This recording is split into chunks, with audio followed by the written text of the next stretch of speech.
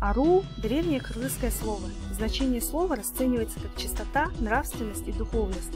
При выборе названия нашего объединения мы остановились именно на этом слове, потому что цель нашей партии – содействие становлению нового, чистого общества, свободного от предрассудков, связанных с прошлым. Эмблема партии состоит из 10 кругов, представляющих 7 регионов нашей страны, 2 города республиканского значения и символ общности Кыргызстана – Түндүк. На мини-эмблемах, представляющих города и регионы нашей Родины, показаны разновидности национального орнамента нашего народа. Орнамент для кыргызов не просто искусство. Происхождение орнамента древнее и восходит к первым векам нашей эры, олицетворяя собой мировоззрение и ценностные ориентиры народа. Таким образом, 7 регионов и 2 города, объединенные под общим знаменем, составляют пирамиду. Пирамида издревле считалась символом величия и стремления к росту и процветанию. Вершина пирамиды – это цель самостоятельности и самодостаточности, к которой стремится каждый гражданин своего государства. Основание пирамиды – надежная платформа и поддержка со стороны народа. Симметричность сторон означает равенство прав и свобод каждого члена общества. Синий цвет – цвет доверия и открытости. В наше время вопрос доверия стоит особо остро, так как наш народ, пройдя тернистый путь формирования нашего государства, успел потерять это важное качество. Однако только в атмосфере взаимного доверия и открытости представляется возможным прогрессивное развитие как страны, так и каждого из нас. Таласская область.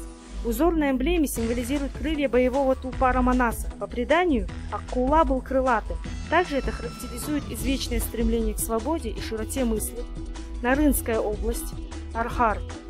Гордое животное, которое питается самой чистой пищей и тянется к самому чистому воздуху, преодолевая крутые скалы и ледники, что отмечает бесстрашие перед трудностями и готовность к преодолению препятствий. Джалалабадская область. Изображен минеральный источник Чашма-Аюб, известный со II века и считающийся священным, назван в честь пророка Аюба, который посещал это знаковое место. Ошская область. На мини-круге показано белое золото республики – хлопок. Качество производимого в нашей стране хлопка известно и ценится во всем мире. Чуйская область.